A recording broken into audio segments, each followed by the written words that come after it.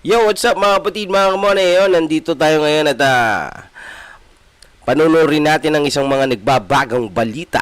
Okay, anak ni ni Francis Magalona na si Maxine nag-react sa lumutang na anak ng ama. Okay, so ayun, nag-react daw si Maxine dito sa lumabas na issue na yun nga na lumantad no kay Boss Toyo. Ayun, so mga kapatid, mga kamonay, hindi na natin papatagalin to. Intro.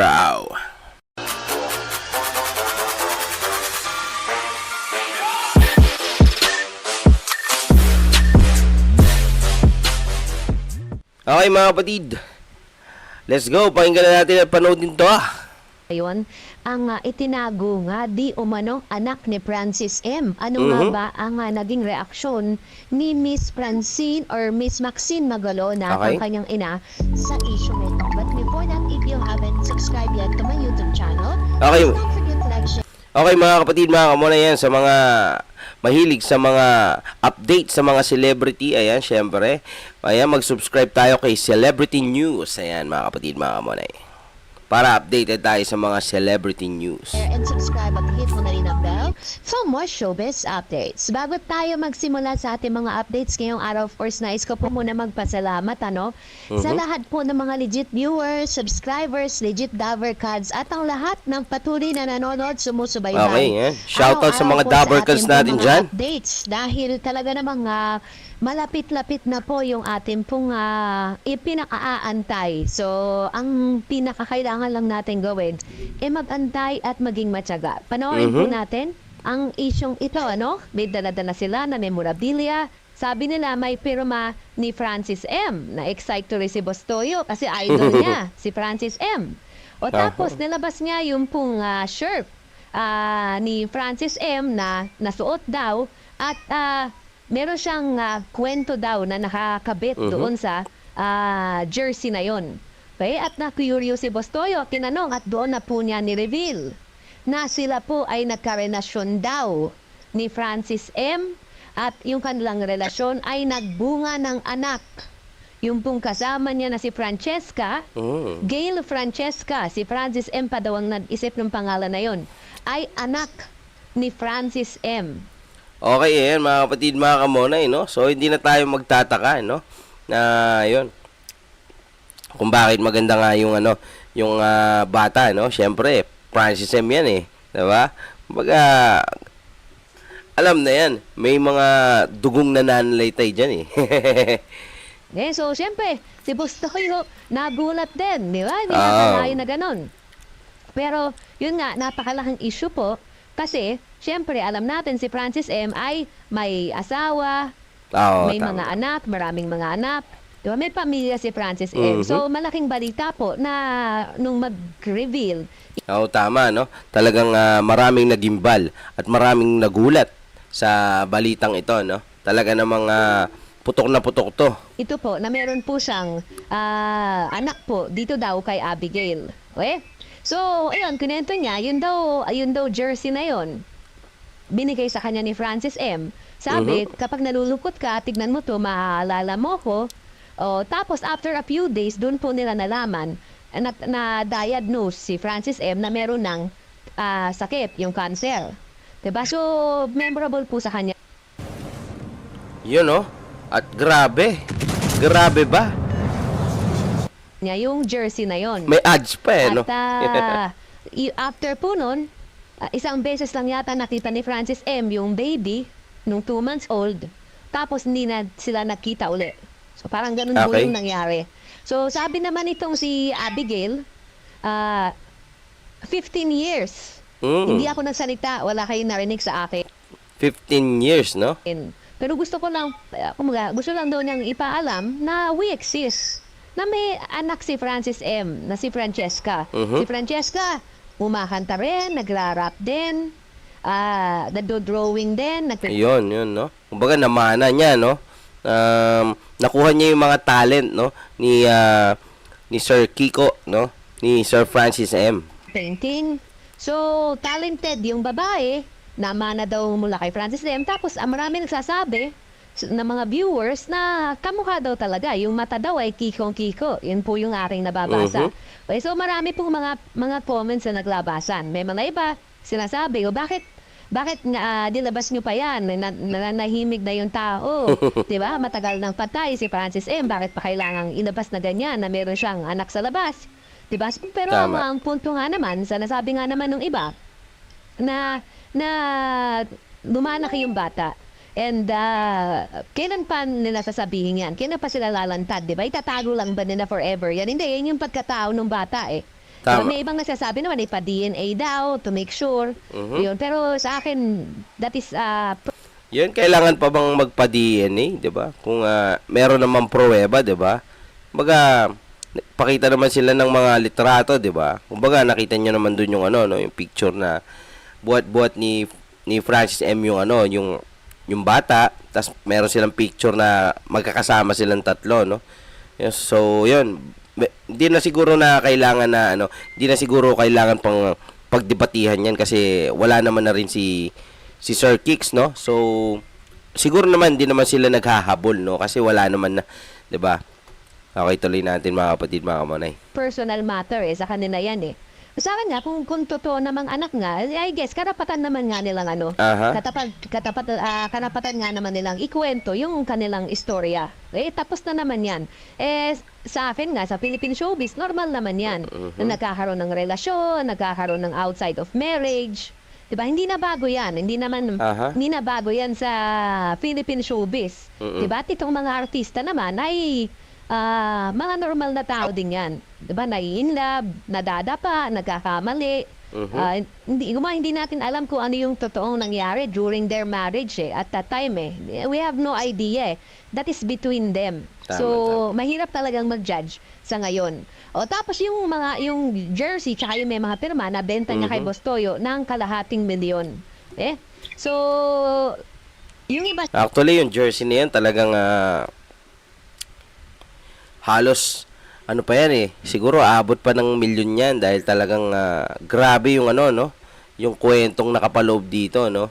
Kumbaga, pagka nakita nga naman yan doon sa shop ni Boss Toyo, kumbaga, uy, yun yung jersey Yung jersey na galing dito, ganyan. Kumbaga, matutrowback to eh. Kumbaga, 'di ba? Parang tatatak na sa isip ng tao yung mga yung mga balitang tulad nito doon pag nakita yung jersey yun, talagang magiging legendary yun. sinasabi, ba't niya kailangang ibenta yung mga jersey? Eh, may bilin si Francis M. na pag, kung maalala mo ko pag nakita mo yan. Pero yun nga, syempre, yung pera na yan, pupunta din naman yan sa pag-college nung anak niya. Di ba? Nung anak niya daw. Sa bagay, no, mga kapatid, mga kamona, malaking bagay yun, malaking tulong din sa anak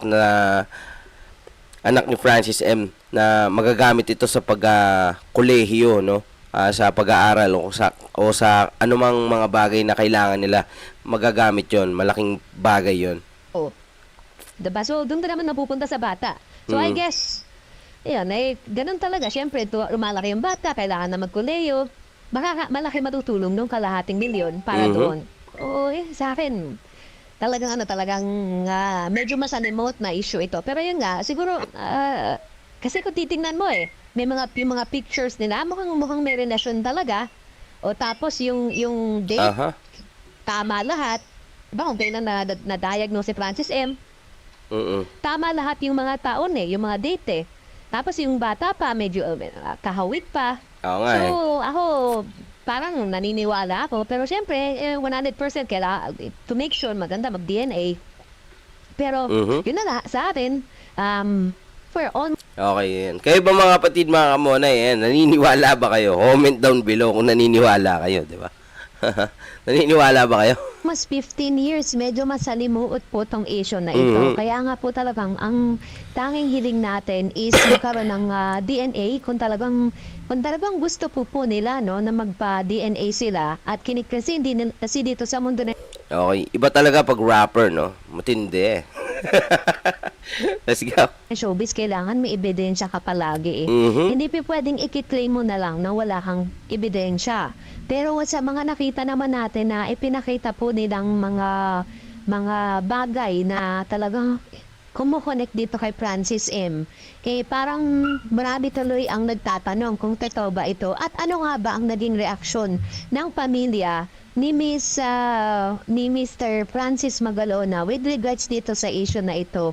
Ito po ay very trending po ngayon sa Twitter dahil marami po talaga ang nabulaga at nagulat sa issue ito kasi nga naman, di ba, tagal-tagal na wala ni Francis M. Tama. Tapos after 15 years, bigla kang lilitaw, what's your purpose? So dahil dyan, we jump dun sa Instagram netong si Miss Maxine Magalona at ang tanging nilang pong sagot dito sa mga issue na to dahil kakapost niya lang nito.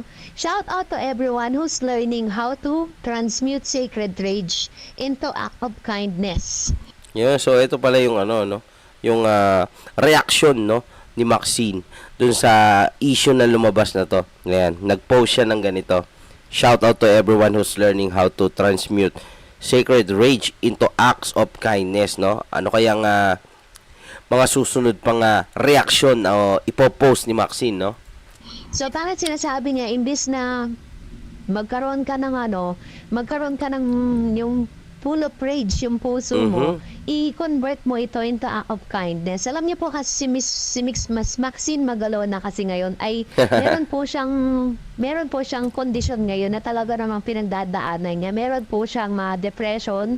Dumaan po siya at nagpagamot po ito And we do not know kung ano na po yung kanyang kung ano na yung development sa kanya pong kinakalagyan ngayon. And I hope na hindi naman po magiging isa to sa mga maipipintas, no? At masasabi naman natin na magiging tama lang ang lahat ng ito kung sila mismong maglalabas ng tunay na ebidensya. So dahil dyan, narito naman ang ilan sa mga commentary niyo. Okay, manager ni Karen Estero nilinis ang pangalan ng TBJ tungkol sa kontrata ni Karen Tape? Bakit naghahabol? TBJ, di binili ang kontrata ni Karen sa tape. Karen Tape pala yan. Yung patungkol sa last update natin. Unahin natin si V. Ruiz. Mahigpit na pinagbabawal sa batas natin ng involuntary servitude. Hindi pwede pilitin ng isang tao na magtrabaho kung ayaw na niya sa kumpanya. In short, forced slavery. Ang actual na resignation. Oo nga naman, ba't nyo nga naman pipilitin kung ayaw niya na, no? Hindi niya na nga trip dun Ay dapat 1 month pero kung may just cause ka, pasok ka sa immediate resignation. However, may consequences naman yung biglang alis sa kumpanya na walang dahilan dyan. Diyan naman mapasok yung damage in favor sa kumpanya. Ayun. So, ibig sabihin po kasi si Miss Karen Aistro po ng mga panahon na yan, siya po ay wala pa sa legal age. Kaya po yung mga pumipirma ng mga contract at yung mga paper is ang pinaka-signatory po ng kanyang mga papeles is yung kanyang guardian na kanyang mami. So siya po yung talagang taga-pirma ng mga contract at yung mga offer po kay Miss Karen Aistrup. Kaya I believe that it was Karen and their mother's decision na talaga namang mag-resign na. No? Sabi po ni Clarida Lopez, sana ma-maintain ni Karen ang pagiging sweet, natural at humble. Wag sana siyang matulad sa iba na nagsimulat ng pahumble pero nang sumikat, tumaas na ang ere at pati pagsasalita medyo maarte. Manatili sana siyang nakatapak sa lupa para mas malayo pa ang kanyang marating sa larangan ng show business. Suggestion ko lang, mag-aral sana siya, i-budget niya ang oras niya between work at schooling. Dahil aminin na natin, pag nalaos at least may separate tayo siya, meaning may pupuntahan siyang kapaki-pakinabang na trabaho. True naman. And tama po yun. Tignan niyo po yung ginawa ni Miss Atasha, diba? Inuna niya po talaga edukasyon. Kasi alam din ng kanyang mga parents na ang showbiz ay hindi panghabang buhay. May mga times na talaga na sa kabataan mo maaaring sikat ka and then sa pagtanda or nagkakaedad ka na medyo lumalaylo na yung mga karakter na yung magagampanan, no? Sabi naman ni Miss Mendoza, Joby, correction, mother po ni Karen ang nag-resign dahil under 18 years old na siya. Mother niya ang nakapirma sa contract. Yun po yung sinasabi ko sa inyo kanina, guardian po ang may pirma para kay Miss Karen Aistrup because she was very young. No, at wala pa siya sa legal age.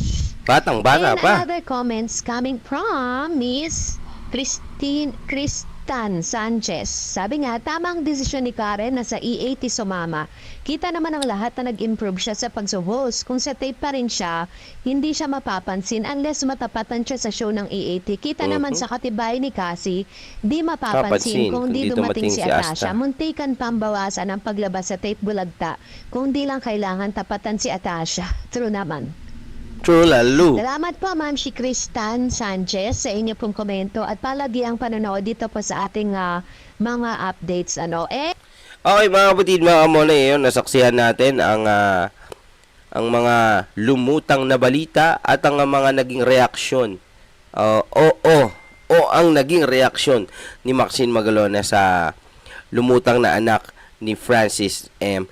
Ayun mga kapatid, mga kamonay, hanggang dito na lang at hanggang sa muli. At yan, syempre, kung di pa kayo nakapag-subscribe sa aking YouTube channel, syempre, mag-subscribe na kayo para lagi kayong updated sa mga balita at sa mga reaction videos at sa mga kanta pang ilalabas ko. Okay mga kapatid, mga kamonay, hanggang dito na lang. Peace out.